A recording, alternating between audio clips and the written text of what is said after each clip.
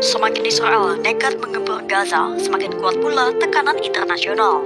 Baik tekanan diplomatik, sanksi ekonomi, hingga boikot budaya dan olahraga, Israel kian dianggap musuh dunia. Ini adalah badai kecaman internasional yang dihadapi Israel dalam sejarah modernnya.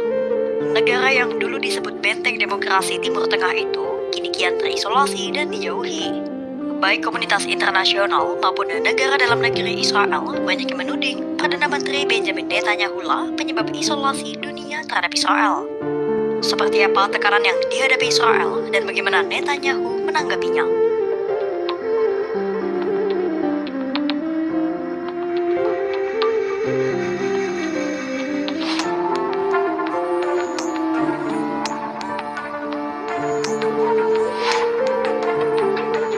Dunia ramai-ramai menyisihkan Israel dari panggung diplomatik. Belgia memimpin sanksi dengan larangan impor dari permukiman ilegal tepi barat. Negara itu juga memberlakukan pembatasan bantuan konsuler bagi warga Belgia yang tinggal di permukiman ilegal Israel, dan peninjauan kebijakan pengadaan dengan perusahaan Israel. Brussels juga menetapkan dua menteri sayap kanan Israel sebagai persona non grata atau orang yang tak diinginkan. Mereka adalah Menteri Keamanan Nasional Israel, Itamar Ben-Gvir, dan Menteri Keuangan Israel, Bezalel Smotrich. Para pemukim Israel yang melakukan kekerasan terhadap warga Palestina di tepi barat juga ditetapkan sebagai persona non grata. Spanyol turut melakukan pengasingan terhadap Israel dengan menetapkan undang-undang embargo senjata ke Tel Aviv. Madrid mengumumkan larangan impor sebagian dan melarang siapapun yang terlibat dalam genosida di Gaza untuk masuk ke Spanyol. Kapal dan pesawat yang membawa senjata ke Israel juga dilarang berlabuh di pelabuhan Spanyol dan memasuki wilayah udaranya. Norwegia juga ikut mengucilkan Israel dari dunia internasional. Norwegia mengumumkan akan melakukan divestasi atau pengurangan modal terhadap perusahaan-perusahaan Israel.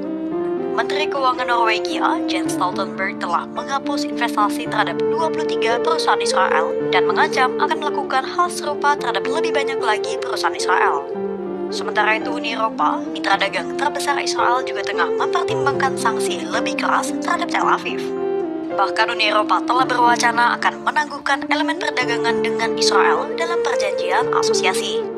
314 mantan diplomat Uni Eropa telah menulis surat kepada Presiden Uni Eropa, Ursula von der Leyen, yang berisi seruan diberlakukannya tindakan lebih keras untuk Israel. Tanda-tanda boikot budaya dan olahraga juga mulai muncul.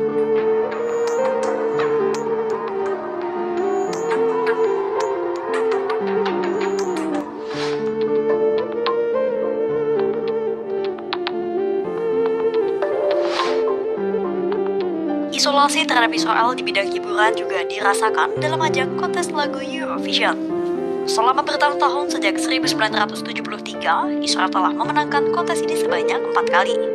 Namun Irlandia, Spanyol, Belanda, dan Slovenia menegaskan mereka akan mundur dari Eurovision 2026 apabila Israel diizinkan untuk ikut bersaing. Di Hollywood, lebih dari 4.000 seniman termasuk Emma Stone dan Javier Bardem juga menandatangani petisi boikot terhadap perusahaan dan festival Israel. Pengasingan dunia internasional terhadap Israel juga dirasakan dalam ajang balapan sepeda Vuelta di Spanyol.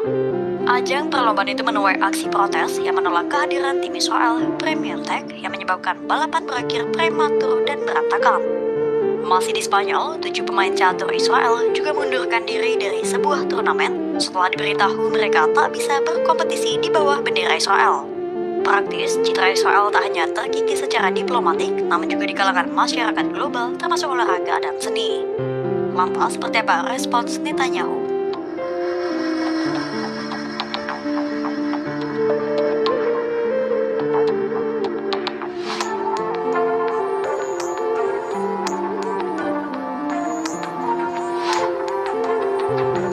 Netanyahu menyadari bahwa dunia mulai sisihkan Israel dari panggung internasional.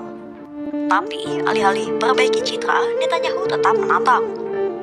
Dalam sebuah forum ekonomi pada Senin 15 September 2025, Netanyahu mengakui Israel tengah menghadapi isolasi dari dunia internasional.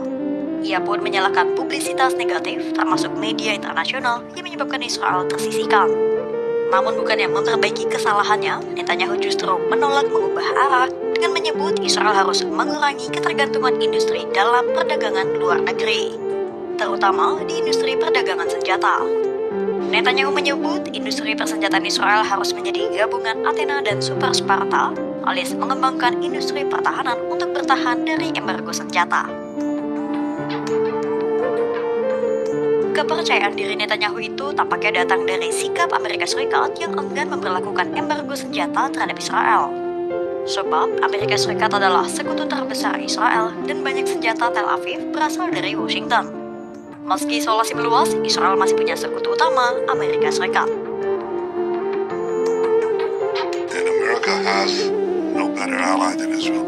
It's obvious that Israel has no better ally than America. You've been a remarkable partner and a remarkable alliance, I think, has been forged for ages.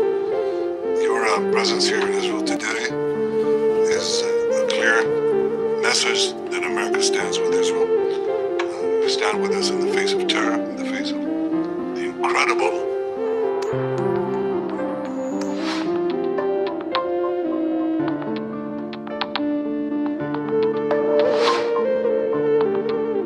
Meski Amerika Serikat masih berada di sisi Israel, badai kecaman dari dalam dan luar negeri Israel tak terelakkan.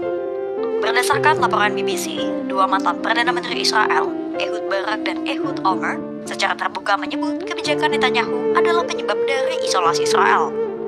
Melansir CNN, oposisi Israel Yair Lapid dan mantan kepala staf IDF, Gadi Eisenkot juga menyatakan bahwa pemerintahan Netanyahu gagal.